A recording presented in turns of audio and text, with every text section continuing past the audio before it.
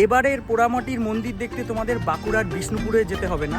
এই যে রয়েছে নদিয়ার আলপাড়াতে 400 বছরের পুরনো টেরাকোটা মন্দির। এই মন্দিরের উচ্চতা হলো 40 ফুট, দৈর্ঘ্যে 26 ফুট, প্রস্থে 21 ফুট। মন্দিরের গায়ে রয়েছে রাম আর রাবণের যুদ্ধের কাহিনী নকশার মাধ্যমে তৈরি রয়েছে। মন্দিরটি আর্কিওলজিক্যাল সার্ভে অফ ইন্ডিয়া দ্বারা সংস্কার করা হয়, বর্তমানে সরকারের অধীনে রয়েছে। এইদিকেও রয়েছে আরেকটি দরজা। কিভাবে আসবে আমি তোমাদের দেখিয়ে দিচ্ছি। এই যে হলো Palpara ticket counter. Ticket counter থেকে বেরিয়ে পশ্চিম দিকে সোজা হেঁটে যাবে, হেঁটে গিয়েই পড়বে বিচিত্রা মাঠ, দূরে পালপাড়া স্টেশন, আর এখানে পড়বে তোমার বিচিত্রা সংঘের মাঠ। এই রাস্তা ধরে তোমরা সোজা চলে যাবে, সামনে পড়বে বৈশাখী সংঘ। স্টেশন থেকে এই রাস্তা ধরে আসবে বৈশাখী সংঘের খেলার মাঠ, দিকে গিয়ে পড়বে লোকনাথ ভবন। যে হলো লোকনাথ ভবন, এর থেকে এই রাস্তা দিয়ে এসে বাঁদিকে একটা সাইনবোর্ড দেখতে পাবে, আর এদিকে 2-3 পা হেঁটে যে পড়বে বাঁদিকে পোড়ামাটির মন্দির। ভিডিওটা ভালো লাগলে একটা লাইক করে যেও।